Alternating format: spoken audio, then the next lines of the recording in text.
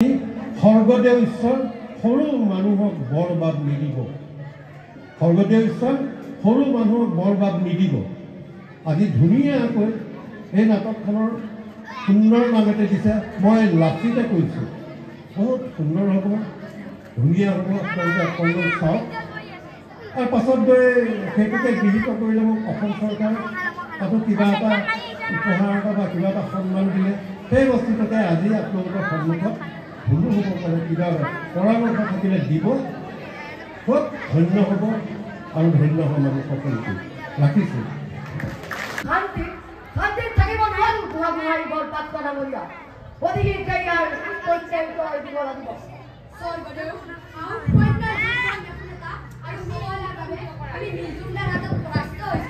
আমি যদি জয় গন্তীয় বৰপাত কৰা মৰিয়া অতি সোনকালে ইয়াৰ প্ৰতিকাৰৰ ব্যৱস্থা কৰা। এজন বিচক্ষণ যুদ্ধৰ আমাক প্ৰয়োজন। কোনে ল'ব পাৰিব এই যুদ্ধৰ দায়িত্ব?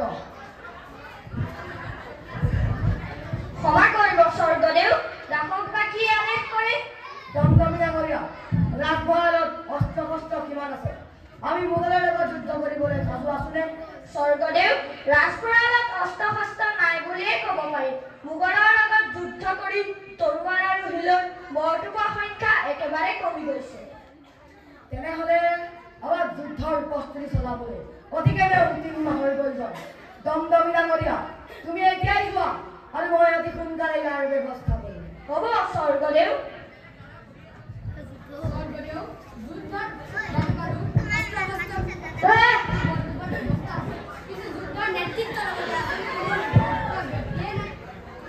আমাদেৰ বৰপাত্ৰ আদি লোকেৰ নেতৃত্ব বহন কৰে, কিন্তু আসলে তেওঁলোকৰ যুদ্ধৰ বিচক্ষণতা কমি গৈছে স্বৰ্গদেউ।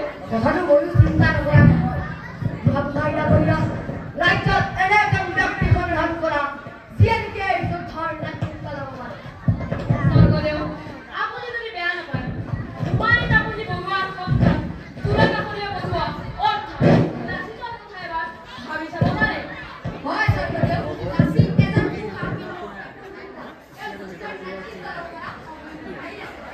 তেনেহ'লে মন কৰাৰ দৰকাৰ নাই। তুলাকাকলীয়া বৰুৱাৰ অৰ্থাৎ লাচিতক ইয়ালৈ মাতি পঠিওৱা হয়। হয় স্বৰ্গদেউ, মই লাচিতক পতাৰ ব্যৱস্থা কৰিম। কি কথা আপুনি মাতি পঠিয়ালে?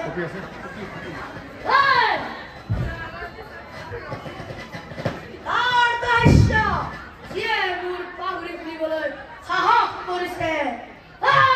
লাচিত ধৈৰ্য ধৰা, মোৰ এই কাম। তোমাৰ সাহসৰ মই প্ৰমাণ দেশৰ বাবে যুদ্ধ কৰিম। দেশক মই ভাল পাওঁ আৰু দেশৰ বাবে মই প্ৰাণ আহুতি দিব লগা হ'লেও মোৰ কোনো আপত্তি নাই। ধন্যবাদ লাচিত, ধন্যবাদ। তোমাৰ সাহস দেখি মই আনন্দিত হৈছো। গতিকে তুমি আজিৰ পৰা তুলাকাকলীয়া বৰুৱা নহয়, তুমি আজিৰ পৰা লাচিত বৰফুকন। সৰু মানুহক বৰবাদ নিদিব স্বৰ্গদেউ। নহয় লাচিত, এয়াই কাম তুমিয়েই কৰিব লাগিব। মই লাচিত বৰফুকনে কৈছো, আহোম ৰাজ্যৰ সুখ আৰু শান্তিৰ বাবে মোৰ দেশত শেষ বিন্দু তেজ থকালৈকে মই যুদ্ধ কৰিম। আমি সকলো আহোম সৈন্যক কৈছো, সাজু হোৱা, সাজু হোৱা। শিলৈ বৰফুকবোৰ ভালদৰে সাজু কৰা, যাতে আহোমৰ তৰোৱালৰ কোবৰ মোগলক কচু কটা দিব পাৰো।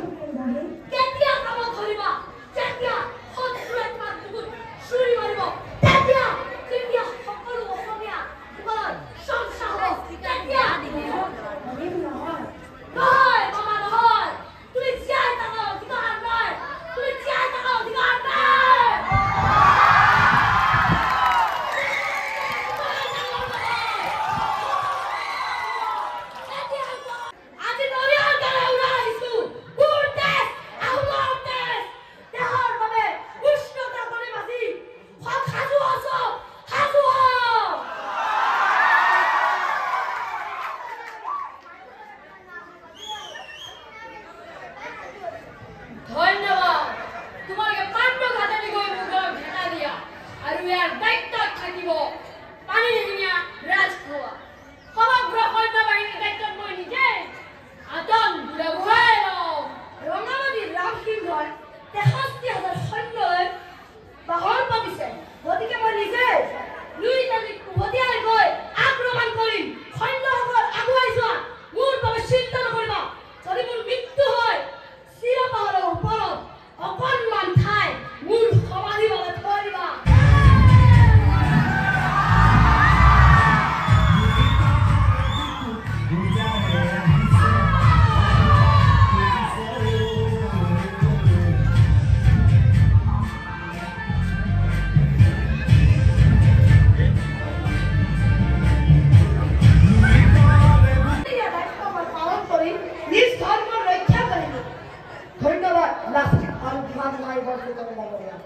আপোনালোকৰ ত্যাগ আৰু দেশ প্ৰেমৰ বাবে আজি আমাৰ মাতৃভূমি মোগলৰ পৰা ৰক্ষা কৰিব। যি দেশ নামনি অসম উদ্ধাৰ কৰি যি দেশ প্ৰেমৰ পৰিচয় দিলা, তাৰ বাবে লাচিত বৰফুকন আপোনালোক ধন্য। মই চৰকাৰে উৎসৱখনত চিহ্ন হৈ গৈছো। অসমৰ সোণালী যুগৰ মহানায়ক লাচিত বৰফুকন অসমৰ ইতিহাসৰ পৰিণতি বিস্তাৰ সোণালী আখৰেৰে লিখি থাকিব। এতিয়া তেওঁলোকক মই আশীৰ্বাদ মই দিব নোৱাৰোঁ। কিয় জানেনে?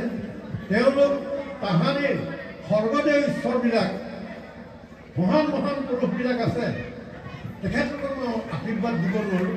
মই তেখেতলোকৰ চৰণত ধৰিহে মই তেখেতলোকৰ আশীৰ্বাদ বিচাৰোঁ।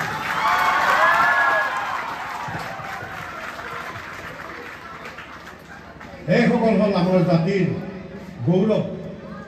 তেখেতলোকক আমি সকলোৱে সন্মান জনাব লাগিব। সদায় এই জাতিটোৰ প্ৰতি নিজকে নিজে লক্ষ্য ৰাখিব লাগিব। গতিকে বৰ সুন্দৰ লাগিল।